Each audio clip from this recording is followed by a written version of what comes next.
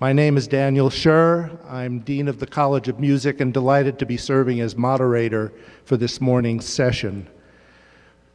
The title of this session is Strategic Uses of Soft Power, and we have four really brilliantly experienced individuals to talk about this aspect of international affairs.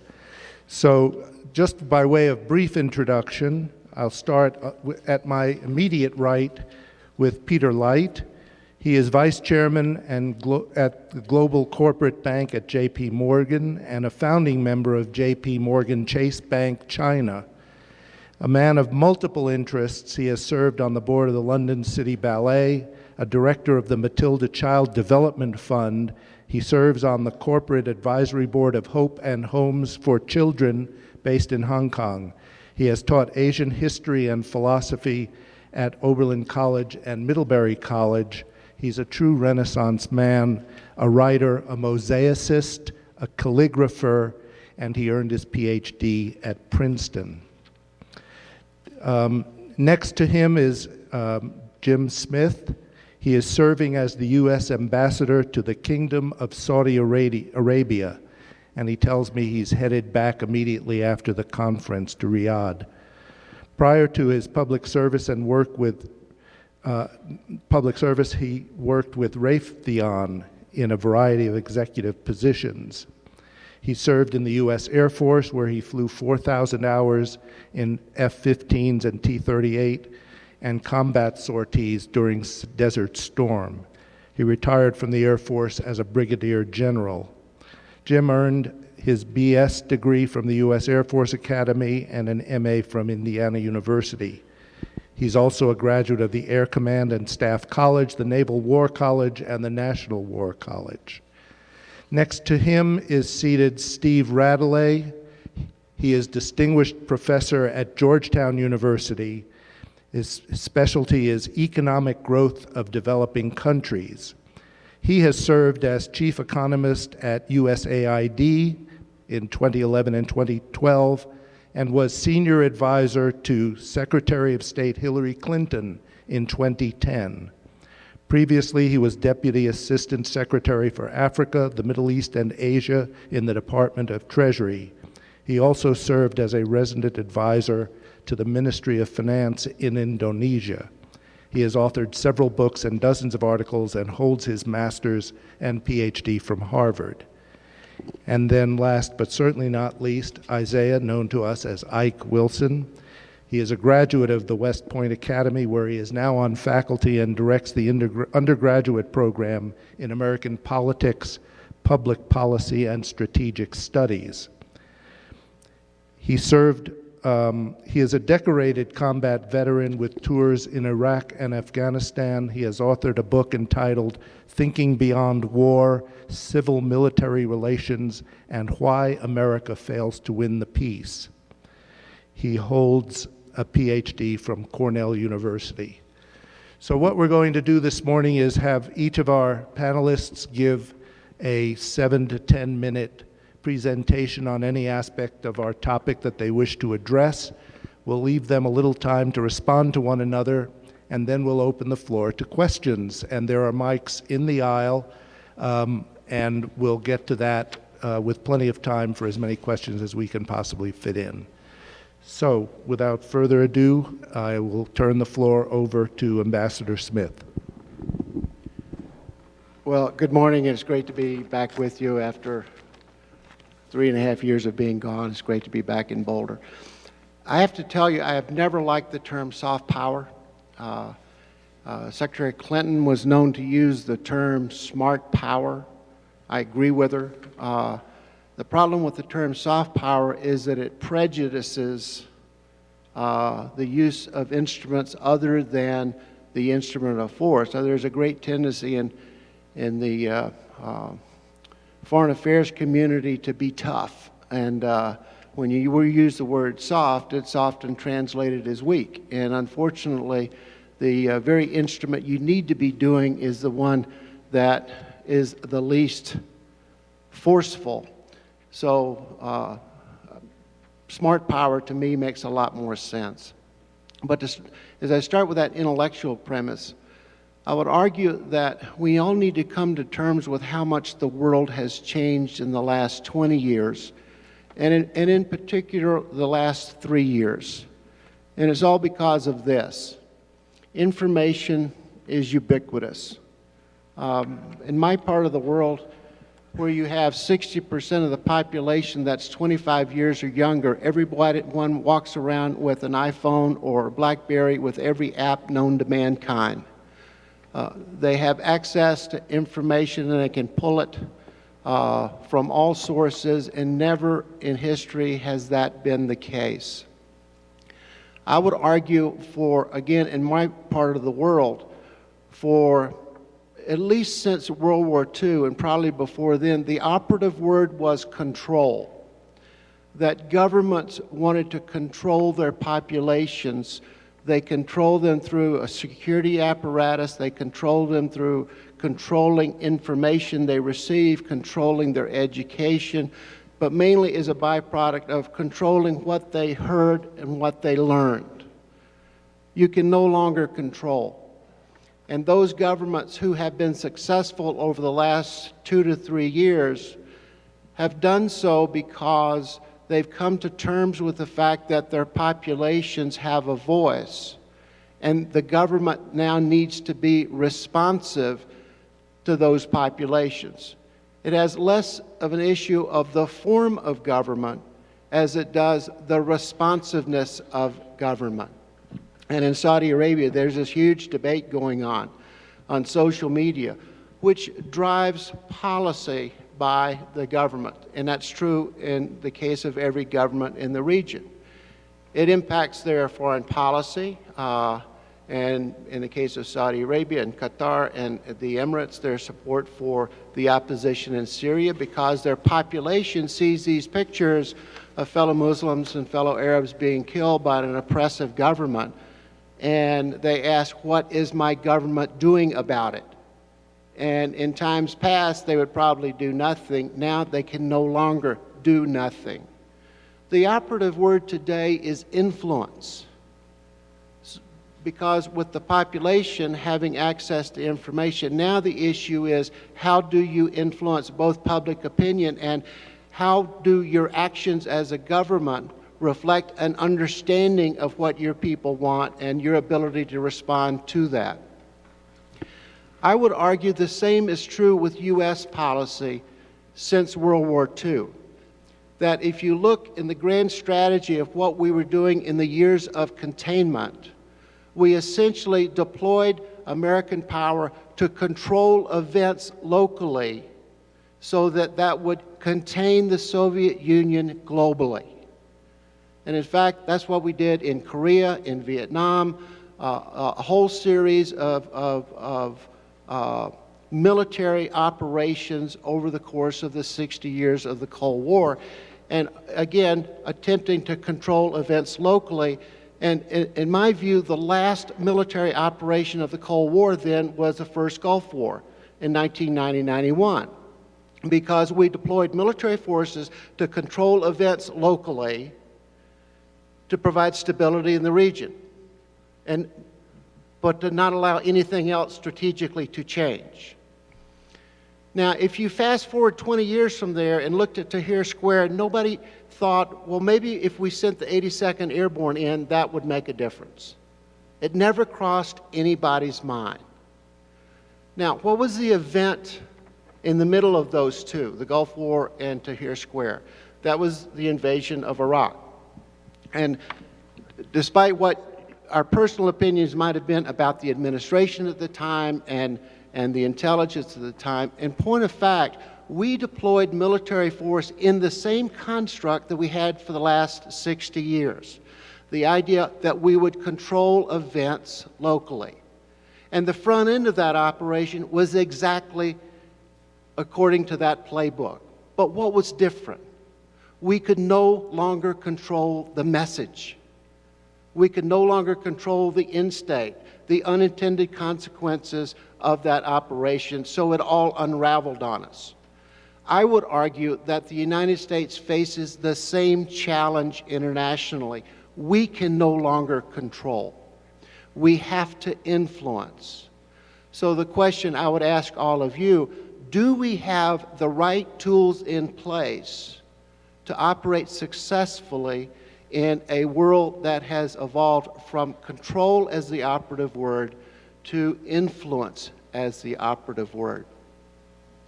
I spend, of course, a lot of time with the Saudi Ministry of Interior. I have spent a lot of time with their rehabilitation center, where they focus on undermining support for extremism, where they've been hugely successful. And the slogan that they use for that center is that you cannot win the war of ideas with force. You must win the war of ideas with ideas. And that's where the notion of soft power is so vitally important to us today. Thank you, and I look forward to your questions.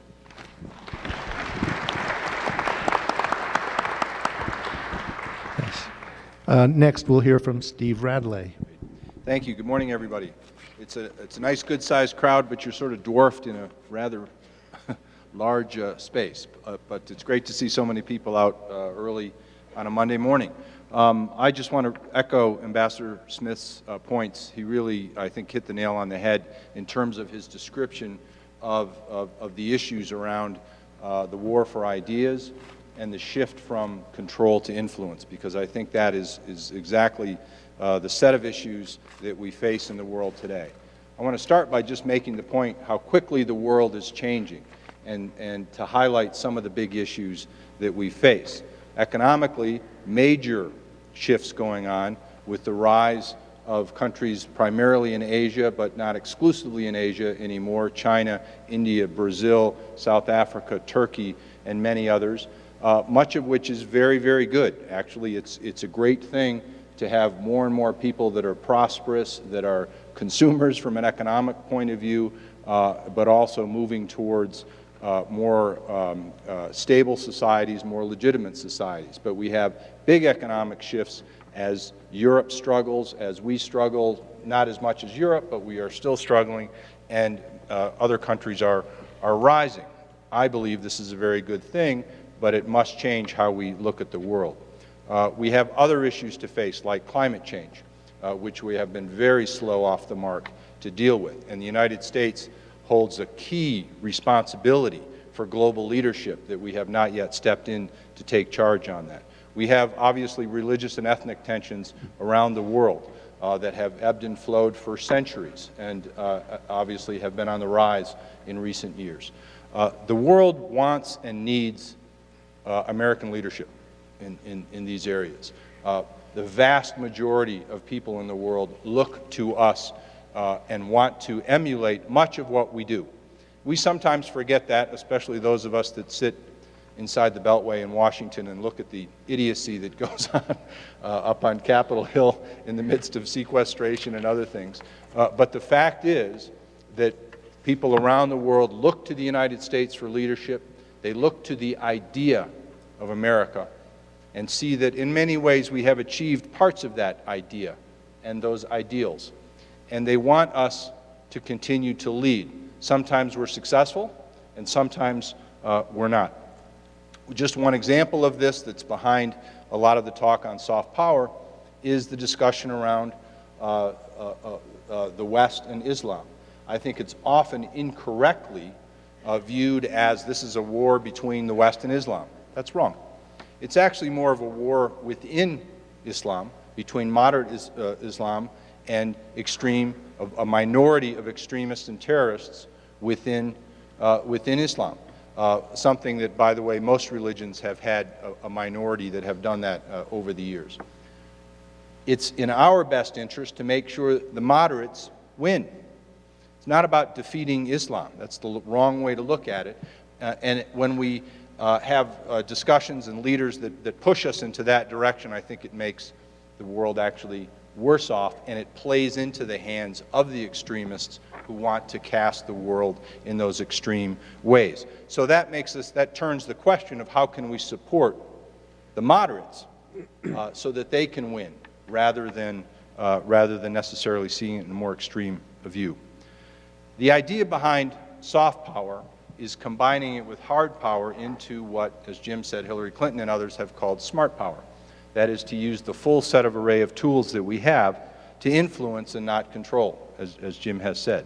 But legitimacy is central to this whole idea. The world needs to see the objectives that we put out as being legitimate objectives, not just for us, but for them. They need to feel that those objectives are shared objectives, and they need to feel that we in the United States, as a world economic and political leader, will support them, our allies and friends and partners around the world, to achieve those objectives. The more that we can help our friends and allies around the world achieve those shared objectives, the more we will begin to win the war of ideas. So we have several tools to do this, most of which have been underused, underfunded, and underutilized over the last several decades. Diplomacy being one, foreign assistance being another, economic engagement, building global institutions like the UN, which we often try to undercut rather than to build and support, and other international partnerships. We have a whole array of tools, and historically those have been underfunded, underutilized as we pay most of our attention to our military funding. The approximate numbers are about 14 or 15 to 1. We spend about $700 billion a year on Department of Defense. We spend about 50 combined in terms of our diplomacy, development, and international affairs budget. 50 billion versus 700 billion. Secretary Gates and Secretary Rice were both famous for saying that we have more members of our military bands than we do foreign service officers. And it's not quite clear whether that's exactly accurate, but it's pretty close, just to give some idea of the imbalance. So we need to use and utilize those other tools more effectively. When we do, we can achieve success. Let me talk a little bit about foreign assistance, which is one of the areas that I specialize in. It has a bad name. Lots of press attracted to people who knock it down and say it doesn't work. But frankly, most of the evidence is that it works reasonably well. It's certainly not perfect, but it works reasonably well.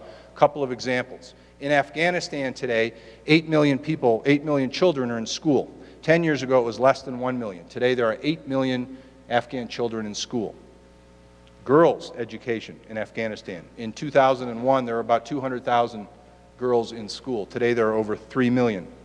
And that has gone a long way, frankly, from the assistance that all of you help to support. Globally, global poverty has fallen by a third in the last 20 years.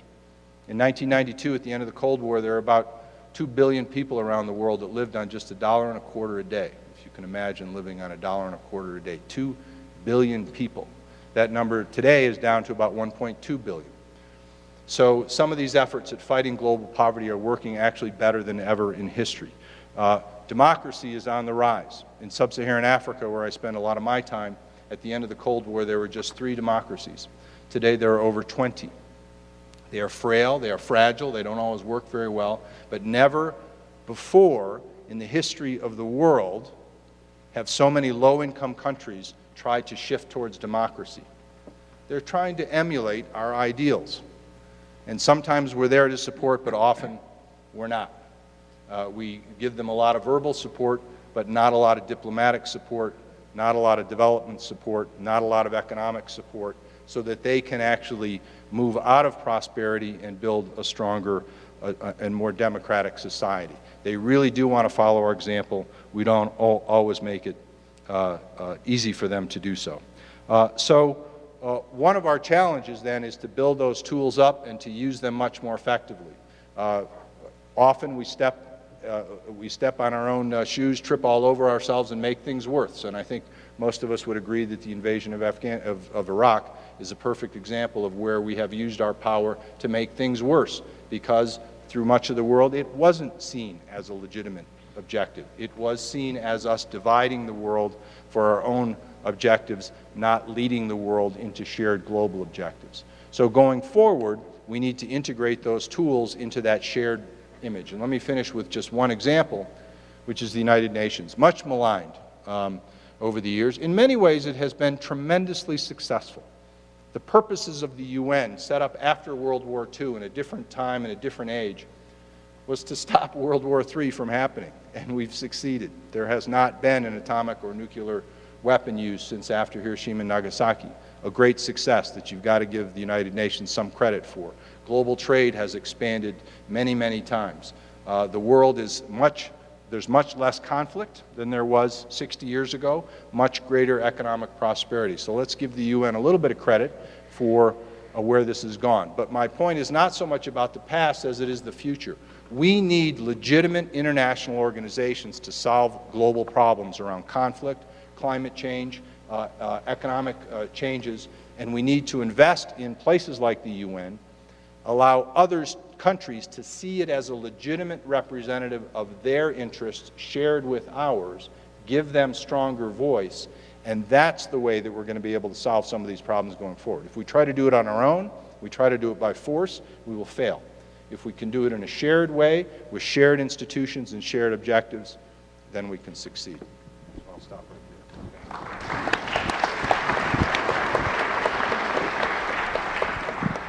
there. Next, we'll hear from Peter Light. Good morning. This is my first time here, so I'm really very happy to be here, so be gentle as well. And as Henry VIII said to his wives, I shan't keep you long.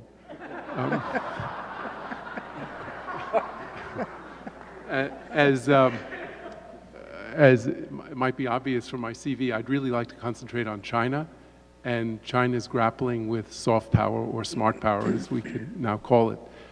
I believe that soft power is key to leadership in the world. It's not inadvertent, it's not second tier, it's absolutely critical.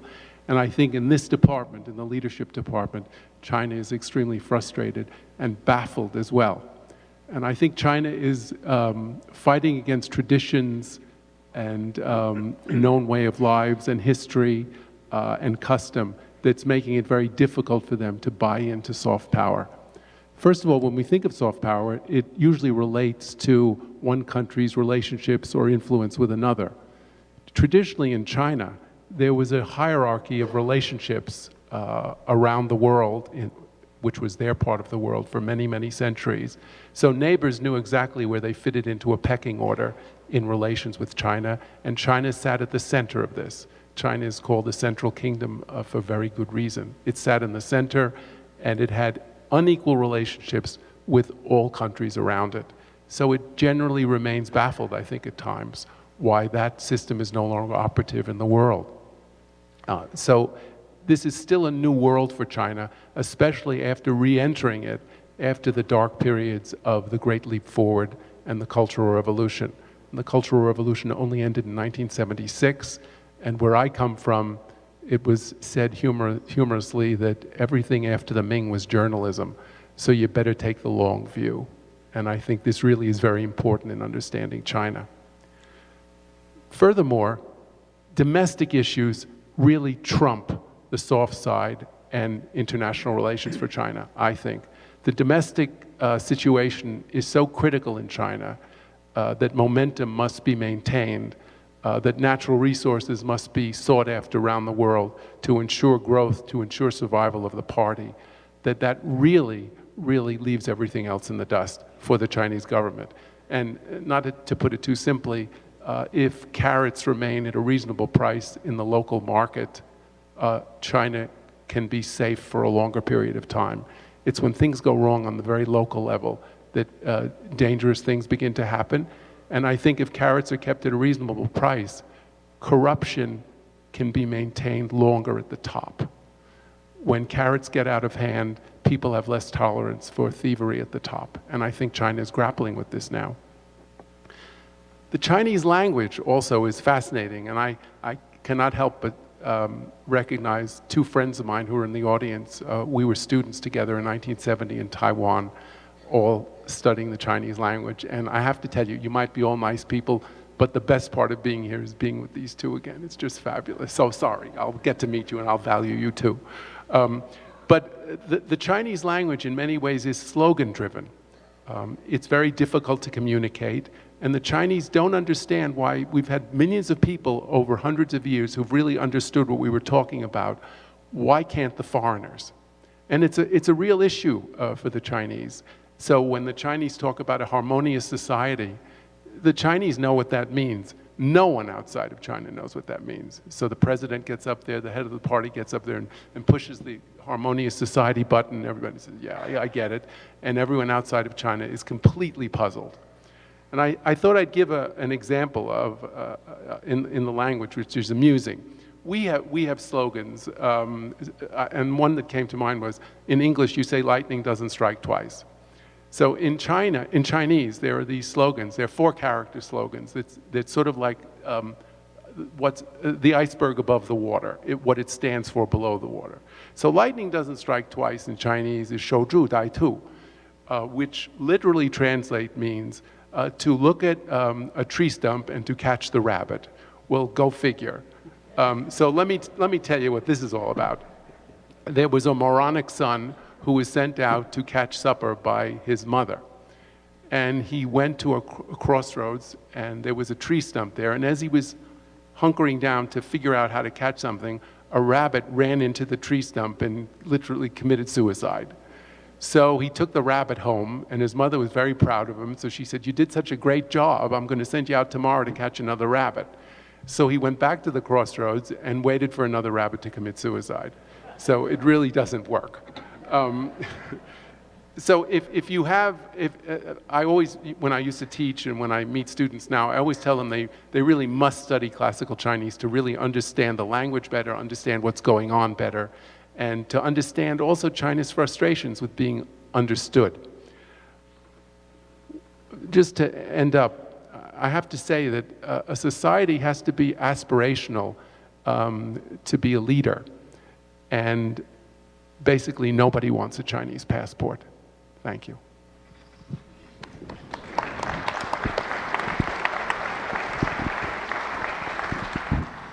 And now we'll hear from Ike Wilson. Try to put myself on the clock here. Daniel, you're going to have to give me the hook, all this rich material. First, I'd just like to thank the whole CWA and Boulder community for inviting me and my wife, and we have our eldest son with us again, David, with us this year. This is the highlight of our year. It always is, and as soon as it's over, we're looking forward we're anxiously looking in the mail for the hopeful invitation to make another return. I'm going to try my best to work starting now towards future invitations to come back.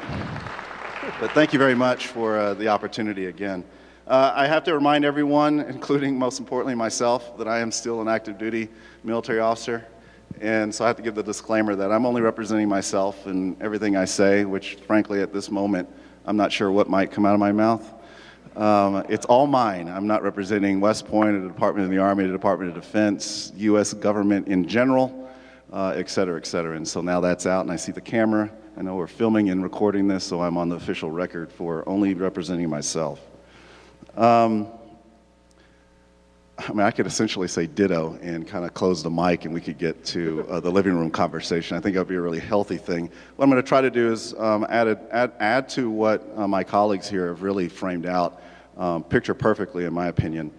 There's always the danger of going after Ambassador Smith. I wanted to go after him because I knew he was going to frame it perfectly. The challenge is he's stolen every bit of my thunder here. I could throw my paper out right now. But I'm going to begin as the academic, and I'm going to begin with a quotation. I'm going to begin with a quotation from a constructivist scholar by the name of Francis Beer. And this great book that he wrote came out, I think, in 99, 2000, called The Meanings of War and Peace.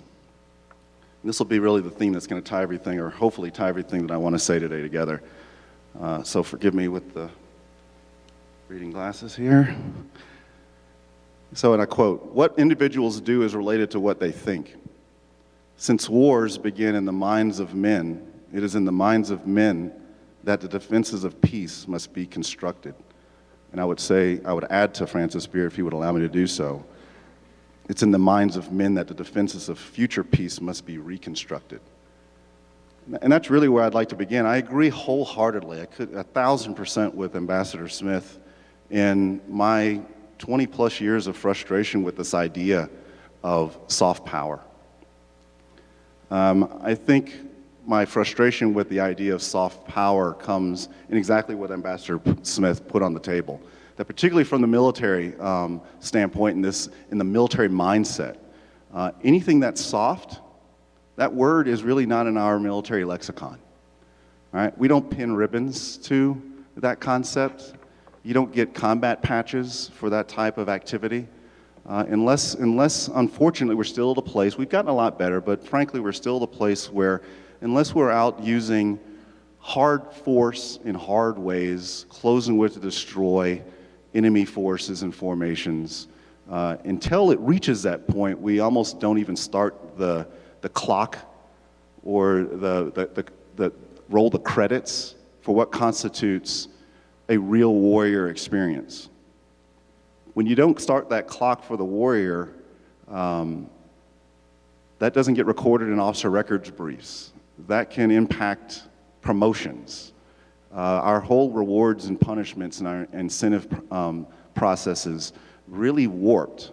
And I would offer it's a microcosm, it's a micro example of a larger national ideational problem, which a few years ago, I don't know how it happened, but I was offered the opportunity to keynote, and I gave a talk on rethinking American power. And really at that grand scale is, I mean, the military and what I'm talking about right so far in terms of this military mindset, it's really a microcosm of a much bigger, much more worrisome problem. And I'll state it this way. At the national level, America has a power curse. And at the root of the power curse is that we unfortunately equate power with force. And they are not synonymous. And I would tell us that Newton over 150 years ago explained this to us in simple terms, in simple physics 101. I'll remind everyone of the physics equation. Power equals work over time. Work equating to force times displacement over time. As soon as you lay out, and this is what I do with my students in day one of our class, I put kind of a Good Will Hunting kind of equation on the board. I write the power equation, or I humble them in the fact that they just took physics and they've dumped it already and they don't remember their physics. And they're in international relations class and I say, okay, someone tell me the equation, the simple equation for power. So we finally struggle about 15 or 20 minutes of humility and we get the equation on the board. And you just have to look at the equation and you realize a lot. There's a lot of relearning and reconstruction of the mindset that I really think our nation has to grapple with today in rapid terms. Force is a necessary, it's essential indicator, variable in the equation, but in and of itself, it's woefully insufficient. Force is a part of the power equation, but arguably not the most important part. I spend a lot of time driving my students, both our cadets aspiring to become second lieutenants in the Army in 4 short years, but also the military professorate that are back at mid-career level, what we call our second graduating class at West Point, our mid-career officers in civilian, junior civilian faculty. And I strive them to focus and try to unpack this variable of displacement. Displacement in physics terms, I equate it to behavior. How you take your natural endowments of raw force, how you marry that with your research and development in your force generation capacities, and most importantly, how you marry that with friends and partners' capabilities and their natural endowments, and then wrap all that into a purpose that buds from the national purpose of who we are and why we behave the way we behave. It's what Sun Tzu referred to as the right path or the right way forward. It's really in terms of behavior, how a nation behaves, how it intervenes. If I'm talking specifically about or chastising specifically military force, how we intervene matters most, right? I can use any instrument of force at my disposal. You should hope I can as a military officer, and bring that to bear to arrive at the national objectives and the national interests, either defeating our foes and hopefully more so than defeating our foes, shoring up our relationships with our national partners in arriving at this thing that actually Steve mentioned, this support to moderates, internal to ourselves and internationally, but also a support of moderation. power, when you start talking about power, it is what we do, what governments and societies choose to do in the manner in which they choose to do it, in terms of getting some type of command, not necessarily strict, hard control, but a command over the bounty and the potential of power and force. That's real power. Power is limited. Power is regulated. And so the power equation, I think, tells us a lot. Some concerns I have, my second point of 3, some concerns I have right now going forward. The military, again, as I've already stated, we really have a hard time equating the things that we reward and put promise in with this word soft.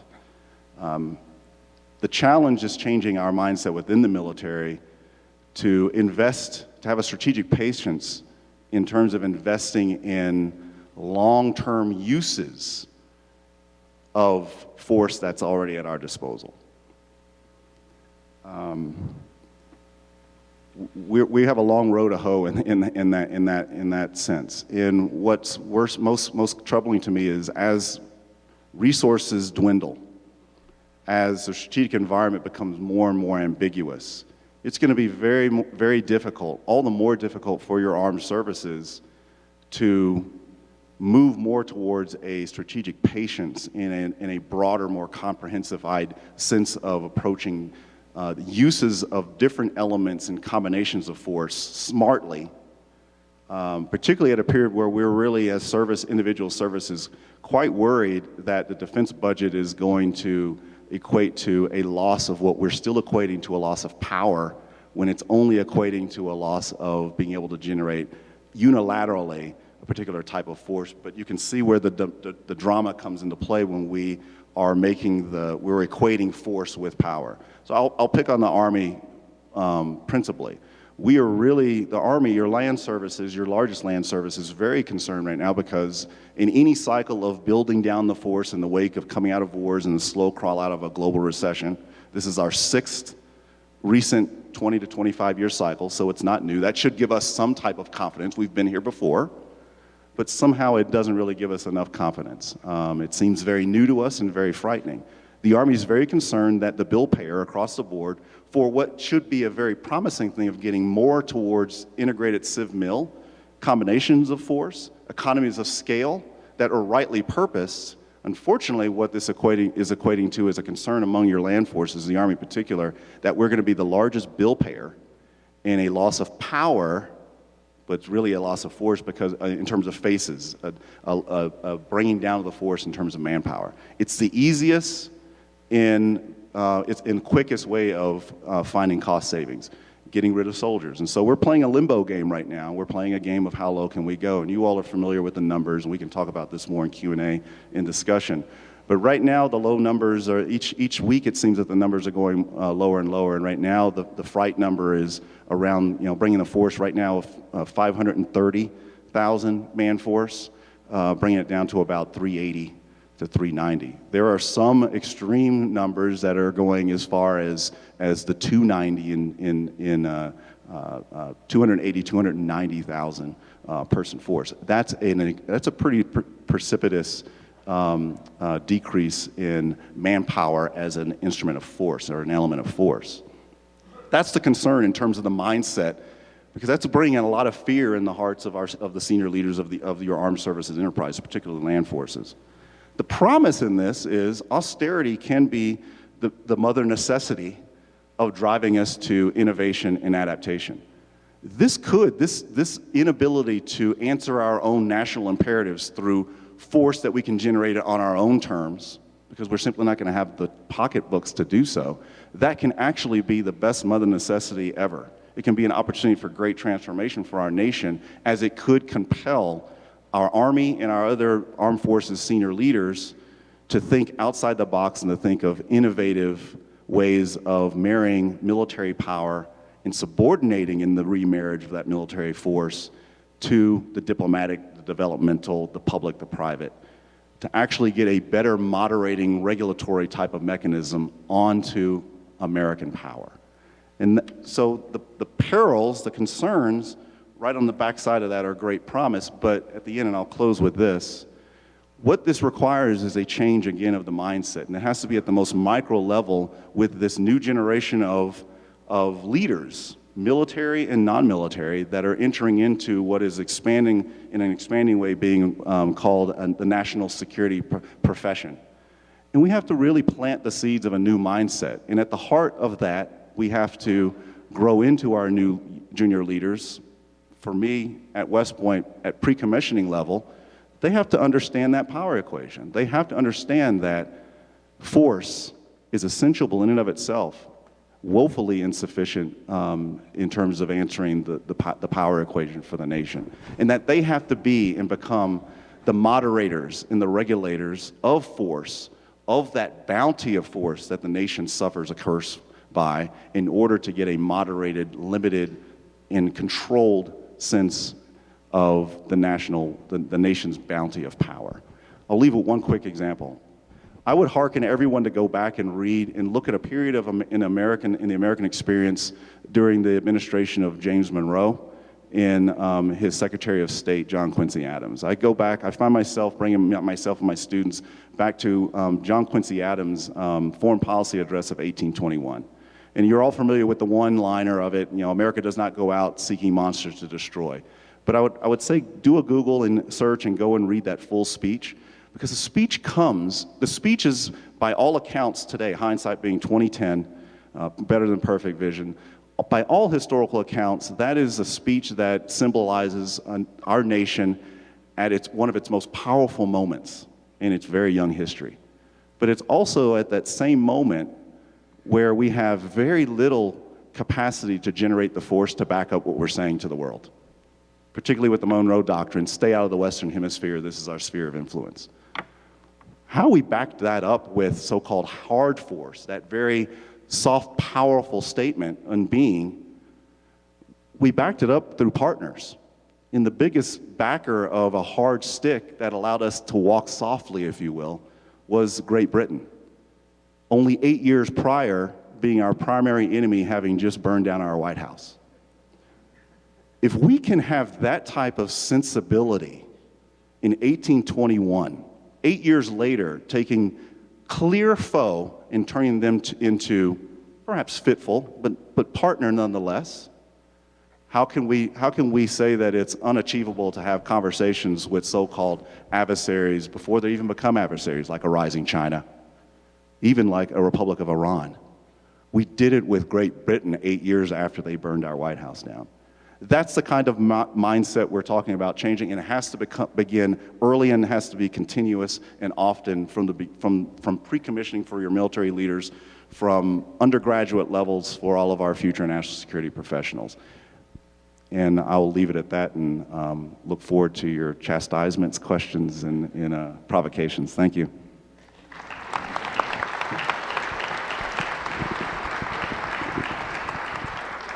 So I'd like to give our panelists a chance to respond to one another. I'm going to, hopefully at an appropriate time, do this so that we can allow plenty of time for questions from the audience. So whoever wants to take the mic. Just one comment I cannot help but make as a member of our civilian-led society and an outsider to the military. I'm struck by the frustration that my military colleagues have with our government, in the same way that the Chinese don't understand and how to implement soft power. I'm quite amazed by this, and I guess I don't. Well, it's not that I don't think enough about force, but I didn't think about it as much as some other people did. So I never understood that it was such a punishing confinement for them. And I certainly hope you get your wish. I had a great opportunity. Over the last 6 months, I've been working on a project driven by the Chief of Staff of the Army. I mean, there's hope here. At least those enterprise leaders across our armed forces are recognizing this, that this is a problem. It's very hard. Even once you recognize it, it's still very hard to move the entire yourself, much less the entire enterprise forward. And it really comes down to concerns with returns on investment. What we're talking about here, this mindset really requires the senior leadership. I'll focus on the Army specifically because I've been doing this work for the Chief of Staff of the Army. My message 3 weeks ago to the Chief and all of the four-star enterprise leaders within the Army was, we're moving towards this idea of regional aligned forces, where we're going to bring the majority of our force back to the continental United States and move more towards a force projection profile. And so again, what I said earlier, how a nation intervenes really matters, and particularly in manner in which we project force forward. It needs to be in powerful ways, not forceful ways. But my message to the leadership, to the Chief primarily, was this is going to require an action, a deliberateness on the part of all of you. Our young budding officers and our soldiers that they will lead are very anxious and very open to these fuller, more comprehensive ideas of what power really is. And they're willing to take the risk in their careers to become regionally acculturated talent.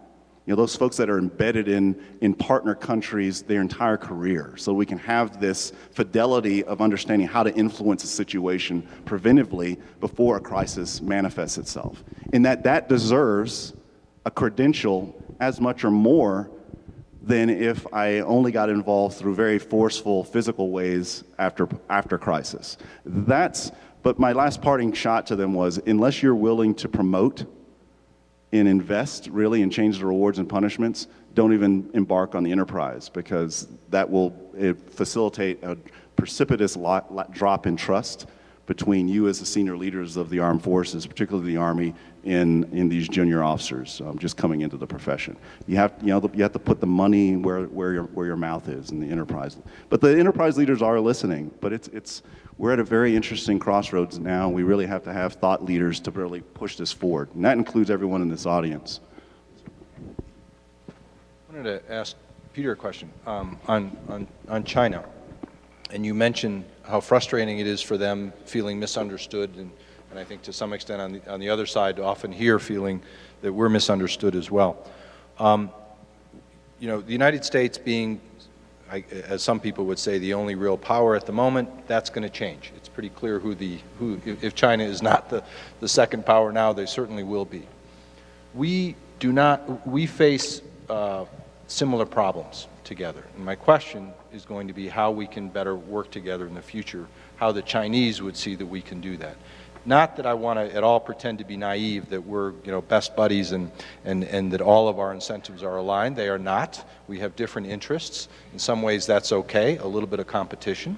But as Ike has pointed out, we have had fierce enemies in the past that have become our allies, whether it was Great Britain or Germany or many others. And so my question is, given the problems that we do face together, whether it's North Korea, whether it's climate change, whether it's the threat of weapons of mass destruction, which would they have been less involved in those debates, but have every bit as much at stake as we do. How does the United States, how do Americans in the coming decades work better together with China to face and solve those major global problems? I think when we talk about China, sort of champing at our ankles in terms of becoming number 2 or number 1, I think they're very, very far behind in terms of anything but being an economic power. I really believe that. I think it's also important for Americans to understand that the Chinese are bankrolling us, and it is in the best interest of the Chinese that America succeed. Otherwise, they have really made a very, very bad investment. So rather than thinking the Chinese are going to own us and they're coming to Boulder, look out, I think we should demonstrate a kind of gratitude and understand that we're in it together with them. The other thing that's very important, I think, is China is completely surrounded by enemies. Nobody likes China in Asia. They are surrounded by people who historically don't like them, culturally don't like them, militarily don't like them. China is really very busy in its own neighborhood. So I really wouldn't be too concerned about military forays by the China out of their own patch. And I think they're really grappling with this full time. So I think it's important for America to understand this and not to have some vestiges of some paranoid nonsense of yellow peril and all this, because people do sort of have this idea, and it's quite irrational. So I think we should get a grip on our perception of the Chinese and understand what situation they're in. Mind you, that we understand the issues they're facing is in no way an endorsement of a totalitarian state on my part. And I would just like to say one thing that's very important. A friend of mine made this allusion describing the Communist Party in China, which I think is fascinating. He described it as an anaconda in a chandelier. This big snake is up there, and it might not move very much, but you know bloody well that the best way not to get bitten, should it move, is to stay as far below the chandelier as you can get. And I think that's a very wise perception of the domestic situation in China. I would offer there's another dimension of soft power that we haven't talked about, and I certainly agree with the debate that's gone on here. But there's a difference between what the U.S. government does and what Americans do. And it's in that latter context that you've got a wonderful story being told, certainly in my part of the world. The Zogby polling in 2009 showed about a 22% support for America. The polling for last year showed a 61% support. We can't quite figure out what all that is, but we made a conscious effort 4 years ago to focus on the foundation of a bilateral relationship. And that foundation we defined as business relationships, education, and medical. And it's been hugely successful. We have our export to Saudi Arabia has almost doubled in the last 3.5 years. And we've got about 317 companies that have exported for the very first time to Saudi Arabia in the last 3 years. Each one of those business relationships is a brick in the foundation. They're also doing some incredible things in terms of leadership in Saudi Arabia that probably wouldn't be happening without the leadership of American business, in terms of bringing corporate social responsibility, a lifelong commitment to training, education, and in particular, the hiring of women. 4 years ago, we had 18,000 Saudi students in the United States. Today, we have 70,000, paid for by the Saudi government. And each one of those relationships is a brick in the foundation.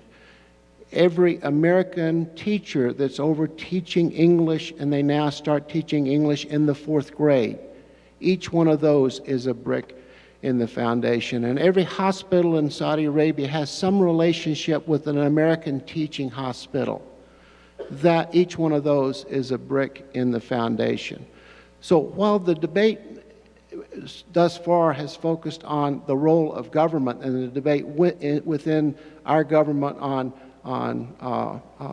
power, particularly soft power for this conversation, in reality, it is Americans overseas that are making the difference. And when you talk about power, there is a great power in friendship. There is a great power in humility. And that's what I see in Americans as they live overseas. I look forward to your questions. Let's start taking questions now. Those of you who wish to ask one, if you would just line up at the mics on either side. If you see a student in your midst, please allow the students the courtesy of going early and often. And please try and confine your questions to questions rather than statements in the interest of time. So let's start with this gentleman here. Thank you. One of the biggest problems I think we're facing these days is nuclear power. Nuclear power. And we have seen North Korea and Iran starting to exhibit the threats of nuclear power, while the United States has cut back, as has Russia through the START program. And I'm wondering what uses can be made of smart power to affect the course of events in places like Iran and North Korea.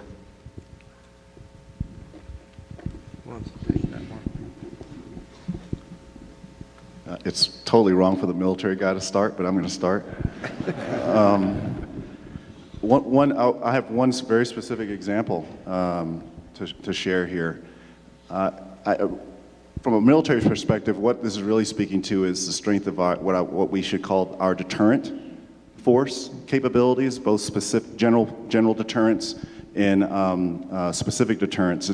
The best way I can describe this is kind of the old Teddy Roosevelt quip of, walk softly and carry a big stick. There's an argument to be made that if you have a big, credible stick, it may set the conditions that allow you to walk softly. And so one thing I think we really should take into account, particularly as we look at these rising nuclear powers with very ambiguous intentions behind what that increase in force is going to manifest with it, that should probably be a good measure for us to consider how low we should bring ourselves in terms of the physical deterrent force capabilities that we maintain. Case in point, having a certain size and capability of a compellant land force resident on the Korean Peninsula, there is a strong argument to be made that if you bring that land force, that conventional land force, down to a level, before you know it, we might actually unravel the very suasive power that reinforces specific deterrence against a North Korean regime. It may unwarrantedly, may unintendedly signal to a brand new regime, a very young regime in North Korea, to miscalculate and to think that, well, there's an opportunity here for us to take an action and not, in Newtonian ways, face the counteraction. Right? That's something we should really be concerned with. On the flip side, in a more positive sense, I'm a big advocate for moving forward in a preventive sense with partners, building partners and building partner capacity.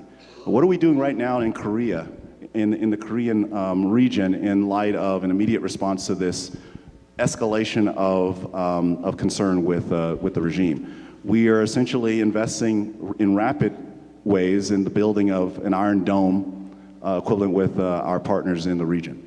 Why have we not been doing that through joint venture development, through foreign military sales and foreign military financing in the years preceding it in a preventive way? We could actually get more cost-effective development of ballistic missile defense systems that we need ourselves for our own individual country interests, but actually burden sharing and benefit sharing with our partners. And in the process of building that over time, that increases a signal to friends of resolve, and it also builds a reliability in the hearts and minds of our adversaries in the region that we do have a collective security capability that should keep them moderate in their activities. So those are two examples that I would share of deliberate things we could and should be doing now. Anybody else want to contribute to that one? Let's take this gentleman here. Would you comment on how the role of the Department of State and the Department of Defense need to change to accomplish smart power? They're already beginning to change. I think the short answer to that is to figure out much better ways to cooperate and to communicate and to work more closely together in Washington, in regional commands, in the field. And for many, many years, amazingly, there really wasn't a whole lot of communication and far too much competition between the two. That has changed quite dramatically in the last 6 or 7 years. Bob Gates, I think, was a real leader in driving with that change. Dr. Rice began that movement towards the end of the Bush administration, and Hillary Clinton, given her former role on the Senate Armed Forces Committee, was in a great position to work with Secretary Gates and then later Secretary Panetta to move that forward. So there is much more cooperation. There are State Department and USAID people in DOD and vice versa. There are USAID people in some of the regional commands that are just physically there and then therefore can attend the meetings, get to know people, and break through that stuff. And as simple as that sounds, it both hadn't been done before and is extraordinarily powerful. So that's a big step. Now, at the end of the day, the White House has to have a big role in coordinating that because there are, turf battles and differences across the view, and it takes the White House to coordinate that through the National Security Council.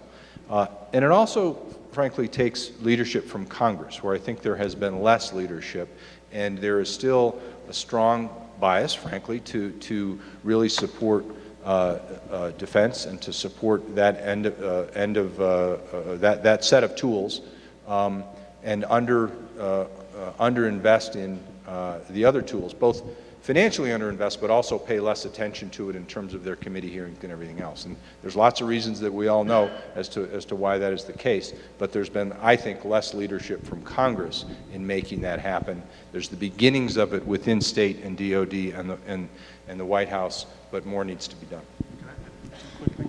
Just two quick things. We need to start educating and developing our human talent together. Department of State, future Department of State professionals with our military professionals. We need to start growing them together more for a joint whole of government interagency culture and organization. That's how you get a new organizational culture. You grow these folks early and often in combined spaces. And that will engender this change of mindset I was talking about. The second thing I would say is the 900-pound gorilla that's DOD should really look at advantaging this great mother necessity austerity moment. We know we are downsizing, particularly the land forces, specifically the Army. It's inevitable. So how about taking that and turning it as an opportunity to at least advise in the direction of where those cost savings from DOD perhaps should go in terms of reinvestments. And so the 900-pound gorilla could be the greatest advisor on advising a redirection of those cost savings from DOD and directing them towards State Department and other USG agencies. So we can stop, frankly, whining about the fact, from a military standpoint, that, we're the only ones left to actually do the business at the end of the day, and we're State Department. Well, let's build up capacity. Let's build up operational and organizational capacity. And we can do it under this austerity moment where we don't even have to take we don't have to put ourselves in a position of where we're selling away security, because the austerity itself is setting the conditions where it's inevitable. So we should really advantage that moment. It's an easy leadership opportunity in my book. I agree with Ike, but I would tell you, I do not wake up in the morning and wonder what Washington is thinking. And I have to tell you that I don't think every good idea starts in Washington. And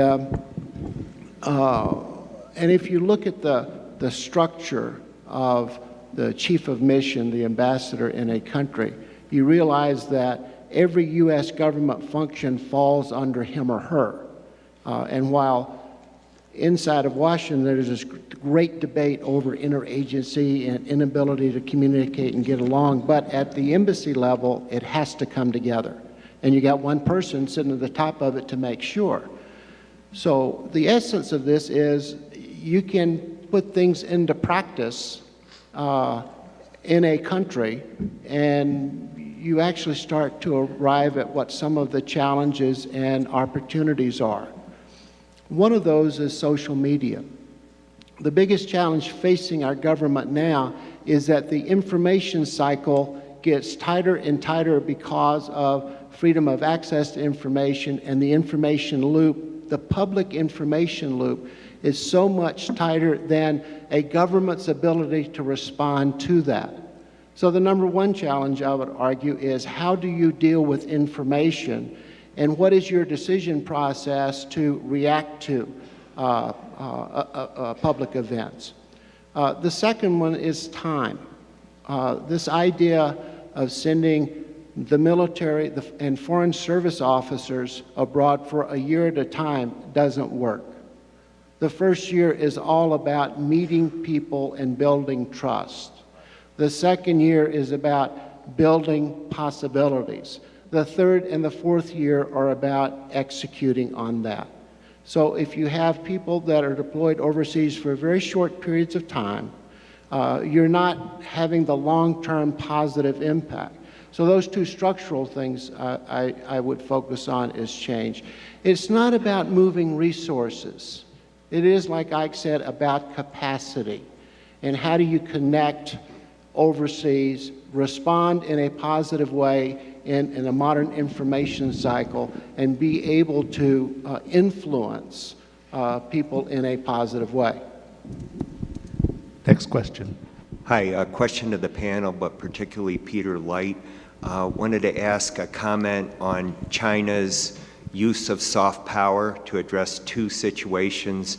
One, the current situation in North Korea, and secondly, China's disagreement with Japan over the disputed islands. The Korean situation, I think, is tough for China. I don't think China approves of the regime, but I also think China doesn't want to see a united Korea with basically America on its doorstep that way. So it's torn up a bit. And when it did vote in the United Nations for these tough sanctions, I think that was a sea change. And I think we must watch that carefully. And I think, in a funny way, we must help the Chinese through this transition on their part of how they conduct themselves on their own borders. With the Japanese, I think these sort of incidents are used from time to time more often for internal domestic consumption than for international issues. They're turned on and turned off. And I myself don't see them, the current conflict between Japan and China is dangerous. I always see danger between, if things go off the rails between Taiwan and the mainland. That's an area that continues to interest me because, but we are through the looking glass now, and Alice in Wonderland is here because Chiang Kai-shek's old party in power has done more to create cross-straits communication and sharing of resources and commerce than anyone ever would have imagined. But should independence ever be declared by Taiwan, there will be a military incident. I have no doubt about that, so let's hope that doesn't happen. Next question. Hi, welcome to Boulder, to everybody. I wanted to say that I really enjoyed hearing the different ideas about soft power and the solutions in the business and economic world and medical.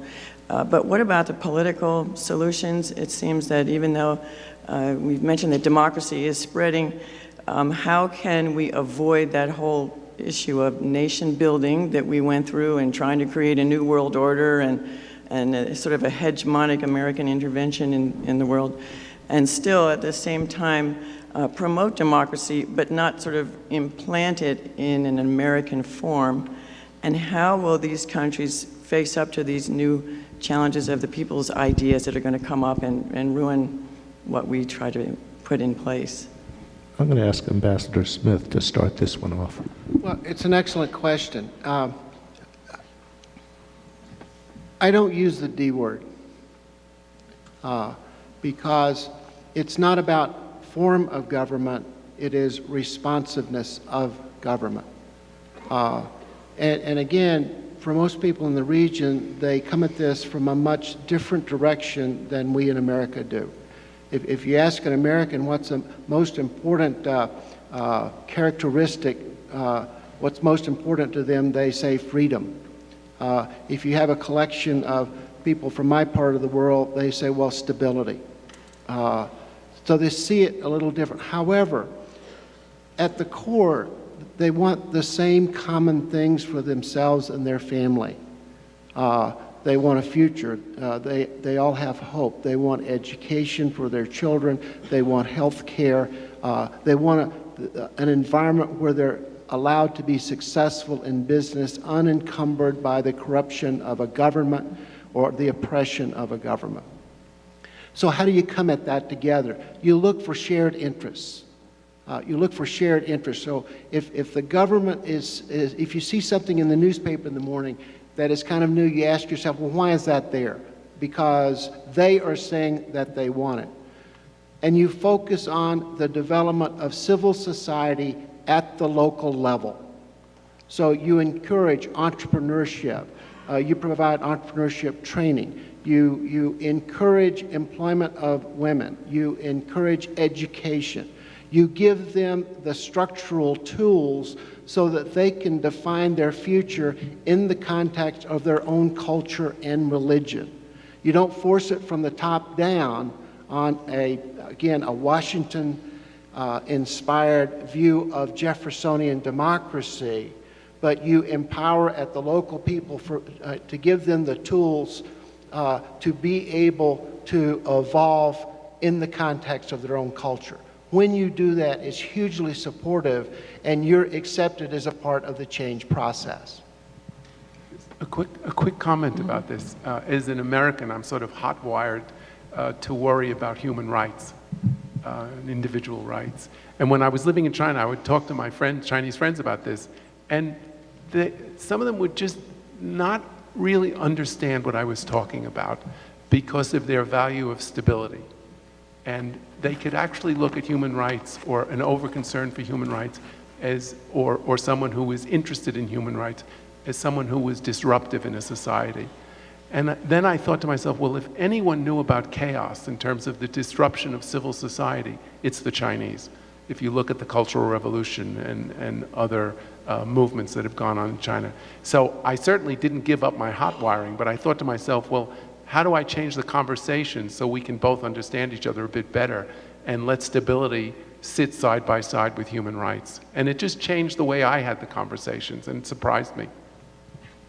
I just wanted to underline Ambassador Smith's points, that it really does have to come from within countries themselves as to what shape and form the responsiveness, the accountability, and how legitimate transfer of power happens to maintain stability over time. That makes a great challenge for people, for Americans working abroad, to get that balance, to not force our idea down people's throats. You pointed out in your question, we've failed in some cases where we've done that. In other places where we have taken a longer view, had the patience, had the commitment to stick with it, build the relationships, and work with people over time that do want to build responsible governments, we have been more successful in building more stable states. But it takes a long time. It takes deep relationships. It's never black and white. But forcing our own view down other people's throats doesn't work. If we find ourselves saying things like waging democracy, we're on a path of force, not power. Waging democracy is oxymoronic. And so I would begin there in terms of from the military angle. We really need to think about if we find ourselves waging and forcing through force of arms democratization, that's a path of perdition. I will say, though, just to follow up, I have come to believe that some form of democracy is absolutely necessary for long-term stability and for the long-term aspirations that most people hold. I don't mean by that simple elections. I don't necessarily mean by that some Jeffersonian form of democracy as we understand it.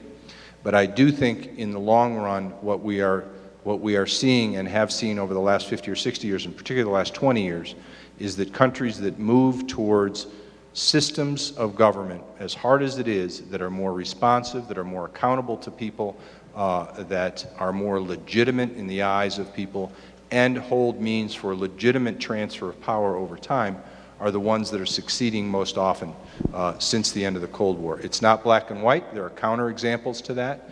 But over the last 20 years, with a few exceptions, the countries that have been most successful in terms of fighting poverty, in terms of economic growth, in terms of improving health, are the ones that are also building responsible, responsive, and legitimate governments that tend to have some form of the way that we understand democracy.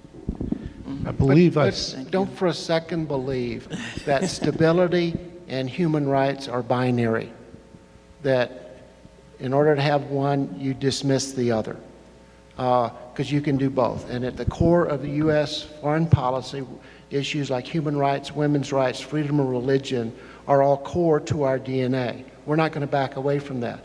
There's some very creative ways of doing both. And in Saudi Arabia, 4 years ago, we beat the drum and pushed them toward a trafficking in persons law, which there was resistance to that, but they did. Then the issue of child marriage became an issue to them. What they're doing now is using the trafficking in persons law to prosecute child marriage cases because money is always passed. Now, we didn't think about that in the construct of the TIP law, but they're actually using it very creative on an important human rights agenda. So it doesn't mean that if you support stability, you're dismissing your responsibilities for human rights. Nothing could be further from the truth. So I see someone in this line who's young enough to be a student. Why don't you go ahead? So how would you get the State Department's budget to enjoy the same immunity to any cuts and almost always increases that the DoD budget seems to enjoy, except when the entire economy melts? Can you say that? Can you restate that? How would you get the State Department's budget to enjoy the immunity to cuts and almost guaranteed growth that the Defense Department always seems to enjoy? Wow. Ambassador? It's a phenomenal question. I defer. Well, again, the challenge that we have is that over the period of the Cold War, the military has had a disproportionate share of the national security budget. And you can get into 050, 150 accounts and all of that. I was here in 1970 at a football game when people were throwing rocks at our bus. When I see what's happened over the last generation of America's embracing and respecting the American soldier for what she or he has had to do, I truly admire that. I tell people, though, that in my first career, I lived among heroes that were willing to go into harm's way in a moment's notice. In this, my third career, I'm surrounded by heroes who live in harm's way without a second thought. What I would ask you to do is understand what your public servants are doing out full time and make sure they have the resources to do that. I don't want to compete with the Defense Department. I mean, the first step in this is for the State Department to become clear on a strategic objective, what resources are required to do that, to build the infrastructure to be able to execute, and then move on. The symbol of America today is a soldier overseas. Yes. It has never been that way in our history. I don't want the State Department to enjoy the immunity that the Defense Department has. I want the Defense Department to have the oversight that the rest of the government has. So that's the way we need to turn this. Now, doing that is a difficult challenge, given obviously the funding that's involved with the military and the views that that most Americans have about the importance of defense. But I think what we need to do is think of ways to have the right kind of oversight and feedback to make sure that the military is working well with the other apparatuses of state, not to just give the State Department that kind of immunity. Okay, we've got 3 other people who want to ask questions, and I'll ask our panel to be as succinct as possible. My focus is on Syria. It's an incredible quandary, and in terms of how do you use power, where do you use power, how do you use the power to end up with the result that we'd like it to be, and should it be hard or soft? That's enough. On Thursday at 2 o'clock, we're doing a panel, Syria and U.S. involvement intervention. And we'll get into that in great depth. I invite you to that one. At issue here is what is an American interest? What is the threat to America? What are the courses of action that could lead to success? and what are the unintended consequences of our involvement, and then what is phase 2, 3, and 4 going to look like, and what is our exit strategy. If you can answer all those questions, then the question of American involvement becomes very, very clear.